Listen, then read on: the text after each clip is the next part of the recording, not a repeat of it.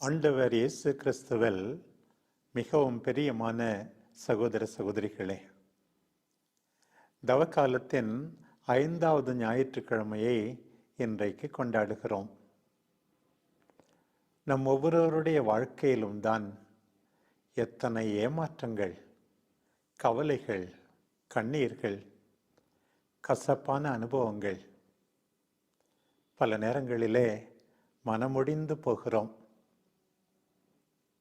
எல்லாம் முடிந்து விட்டது, அழிவு நம்மை தேடி வந்துவிட்டது, நம்பிக்கையே இல்லை, எதிர்காலமே இல்லை என்கின்ற நிலைக்கு பலர் பல்வேறு சூழ்நிலைகளில் தள்ளப்படுகின்றார்கள்.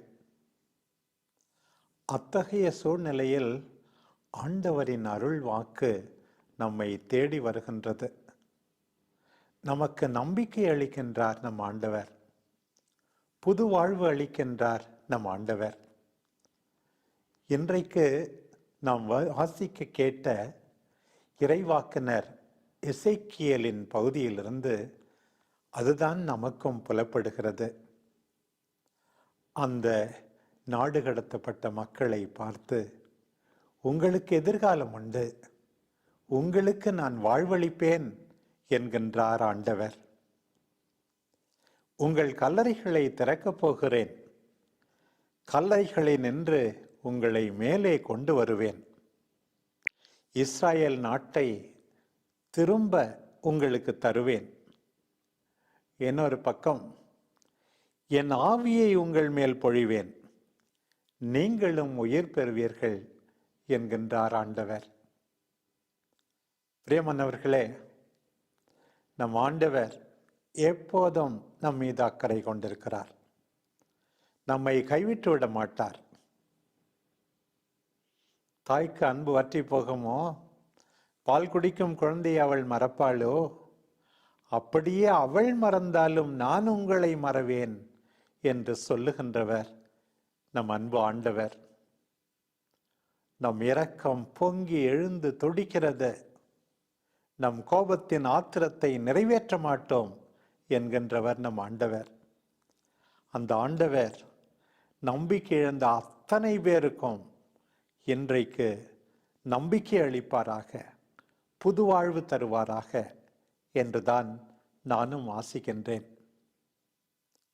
பிரியமான சகோதர சகோதரிகளே, அந்த ஆண்டவரில் நாம் வாழும்போது, அவருடைய ஆவியால் நாம் நிரப்பப்படும் போது உண்மையாகவே ஒரு புதுமை நம்மில் இருக்கும். உலகத்திற்கு ஏற்ற பாவ நாட்டத்திற்கு இடம் கொடுக்கின்ற வாழ்வு நம்முடையதாக இருக்க முடியாது. ஆண்டவரில் வாழ்ந்தால், அவருடைய ஆவியால் இயக்கப்பட்டால், நாம் அவருக்கு ஏற்புடைய ஒரு வாழ்க்கையை வாழ்வோம். அன்பு, நீதி, இரக்கம், மன்னிப்பு, தாழ்ச்சி, பொறுமை, இவைதான் நம்முடைய அடையாளங்களாக மாறும். அப்படி வாழத்தான் உலகத்திற்கு மறித்து, பாவத்திற்கு செத்து, தூய வாழ்வு நாம் எந்நாளும் வாழ வேண்டும். ஏனென்றால் நாம் ஆவியால் இயக்கப்படுகின்றவர்கள், திருமுழுக்கு தொடங்கி இந்நாள் வரை என்று இன்றைய 2ஆம் வாசகத்தின் வழியாக நாம் தெரிந்து கொள்கிறோம். ரோமையருக்கு எழுதப்பட்ட திருமுகம் 8ஆம் அதிகாரம் 8 முதல் 11 வரை கொடுக்கப்பட்டுள்ள அந்த வாசகத்தின் மைய கருத்து இதுதான். மிகவும் பிரியமானவர்களே, இந்த 5வது ஞாயிற்றுக்கிழமை மிக உன்னதமான ஒரு பகுதி, நற்செய்தி பகுதி நமக்கு வாசிக்கப்பட்டது. லாசர் எவ்வாறு உயிர் பெற்றார் மீண்டும் என்று. இயேசுவின் நண்பர் அவர், நோயுற்றிருக்கின்றார். சகோதரிகளான மார்த்தாவும் மரியாவும் ஆண்டவருக்கு சொல்லி அனுப்புகின்றார்கள். ஆண்டவர் வந்து சேரும்போது ஏற்கனவே லாசரை கல்லறையில் வைத்து 4 நாட்கள். வீட்டிலே அழுகை, உறவினர்கள் கூடியிருக்கிறார்கள், ஆறுதல் சொல்ல வந்தவர்கள்தான். இயேசுவும் கூட அழுகின்றார். தன்னுடைய நண்பனுக்காக, அந்த சகோதரிகளுக்காக, கூடியிருந்த கூட்டத்திற்காக, நம்முடைய துன்பங்களில் நாம் தனியே இல்லை என்பதை உணர்த்துகின்ற நம் ஆண்டவர் கண்ணீர் விட்டு தம் அன்பை வெளிப்படுத்துகின்றார். அதுவும் அந்த சகோதரிகள் மீண்டும் மீண்டும் சொல்லுகிறார்களே, நீர் இங்கே இருந்திருந்தால் என் சகோதரன் இறந்திருக்க மாட்டான் என்று.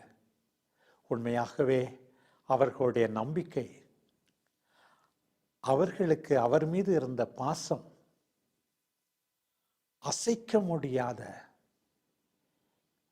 ஆழ்ந்த அன்பு அந்த வார்த்தைகளிலே வெளிப்படுவதை நாம் காண்கிறோம். ஆண்டவர் சொல்லுகின்றார், மார்த்தாவை பார்த்து, உன் சகோதரன் உயிர் தெழுவான் என்கிறார். மார்த்தாவினுடைய பதில், ஆம், கடைசி நாளில் எல்லாரும் உயிர் தெழும்போது என் சகோதரனும் தான் உயிர் தெழுவான்.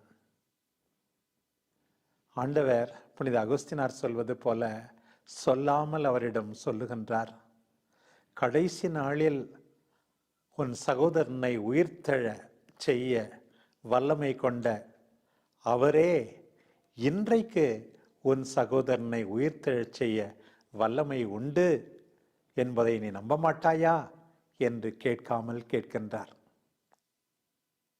நீ நம்பினால் இப்போதும் உன் சகோதரன் உனக்கு உயிரோடு கிடைப்பான். உயிர்ப்பும் உயிரும் நானே. என்னில் நம்பிக்கை கொண்டால் இறந்தாலும் வாழ்வார்கள் என்று ஆண்டவர் சொல்லுகின்றார். மார்த்தா ஆண்டவரை நம்புகின்றார். நிகழ்ந்தது நமக்கு தெரியும். கல்லை எடுக்க கட்டளை, தந்தையை நோக்கி மன்றாட்டு, லாசரே வெளியே வா. வெளியே வருகின்றார் லாசர். சகோதரிகளிடம் அவர் ஒப்படைக்கப்படுகின்றார். ஆண்டவர் இயேசுவும் சில நாட்களில் இறக்க வேண்டும். அவரும் உயிர்ப்பார்.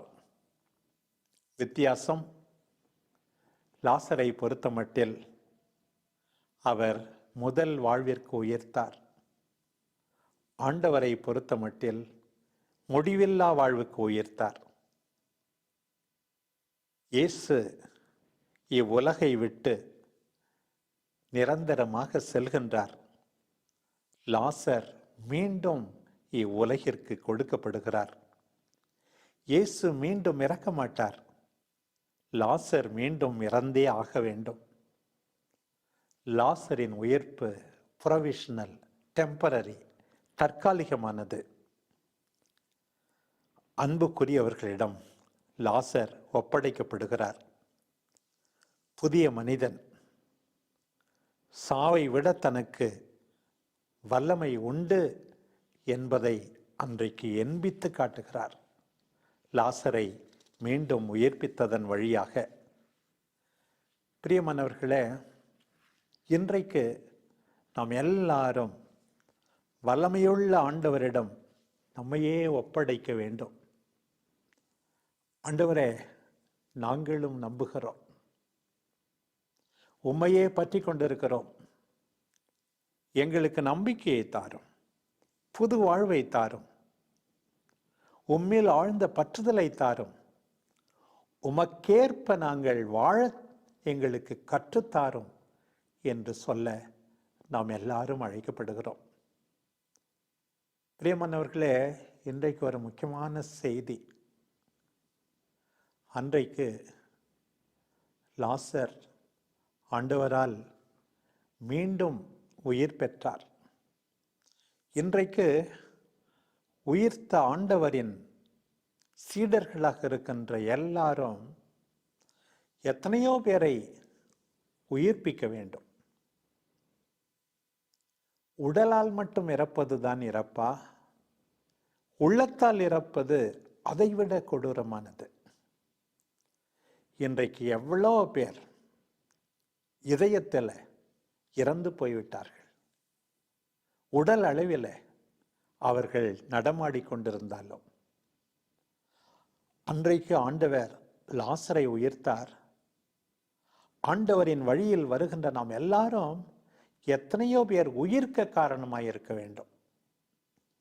எவ்வாறு பாபிலோனிய அடிமைத்தனத்தில் இருந்த மக்களை ஆண்டவர் எசேக்கியேல் வழியாக உயிர்த்தெழச் செய்தாரோ, அதே போல நம்பிக்கை இழந்த அத்தனை மக்களுக்கும் நாமும் உயிரை கொடுக்க வேண்டும்.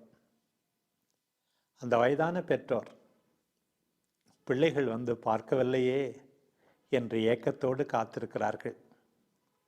உடல் அளவில் இன்னும் மரிக்கவில்லை, உள்ளத்தளவில் மரித்து விட்டார்கள். அவர்களை சென்று பார்த்து உயிர்க்க வைக்க வேண்டும்.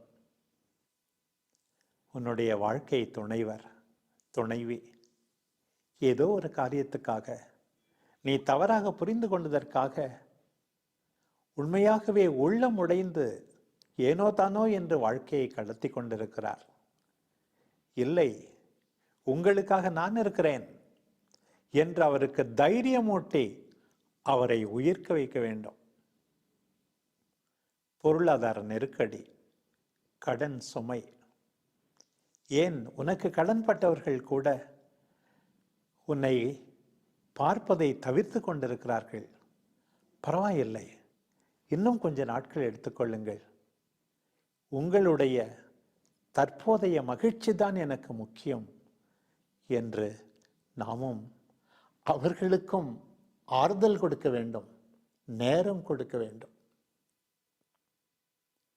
கொடுமையான நோய், திடீரென்று நிகழ்ந்த விபத்து, எப்படி எஞ்சிய நாட்களை சமாளிக்கப் போகிறோம் என்றெல்லாம் ஏற்கனவே உள்ள தடைவில் உடைந்து போயிருக்கிறார்கள் சிலர். அவர்களுக்கு நம்பிக்கை கொடுக்க வேண்டும். நான் இருக்கிறேன், ஆண்டவர் பார்த்து கொள்வார், இன்னும் நீங்கள் சாதிக்க வேண்டியது உள்ளது என்று நாம் சொல்ல வேண்டும். கல்லறைகளை திறக்கின்ற ஆண்டவர் நம் வழியாக எத்தனையோ கல்லறைகளை இன்றைக்கு திறக்க வேண்டும். தூய ஆவியை மீண்டுமாக கொடுக்கிற ஆண்டவர் நம் வார்த்தைகளால், செயல்பாடுகளால், நல்லெண்ணங்களால் எத்தனையோ பேருக்கு தூய ஆவியை கொடுக்க வேண்டும். சொந்த நாட்டுக்கு கொண்டு வருவேன் என்று வாக்களித்த ஆண்டவரின் அதே வழிமுறையை பின்பற்றி உங்களுக்கு மீண்டும் பழைய நிலைக்கு உயர்த்தும் அளவுக்கு நான் பாடுபடுவேன் என்று நாம் சொல்ல வேண்டும். லாசரை உயிர்ப்பித்தார் நம் அன்பு ஆண்டவர். உயிர்ப்பிக்கப்பட வேண்டிய எத்தனையோ பேர் நம்முடைய குடும்பங்களிலே, நம்முடைய நிறுவனங்களிலே, நம்முடைய பணித்தளங்களிலே இருக்கிறார்கள். அவர்களையும் உயிர்ப்பிப்போம். ஒரு பக்கம் ஆண்டவரை நம்புவோம், மார்த்தாவை போல அவருடைய அக்கறையை உணர்வோம், அவருடைய வல்லமையை அனுபவிப்போம். எல்லா சூழ்நிலைகளிலும் அவரை பற்றி கொண்டிருப்போம். அவரில் நம்பிக்கை கொண்டதற்கேற்ப வாழ்க்கை வாழ்வோம்.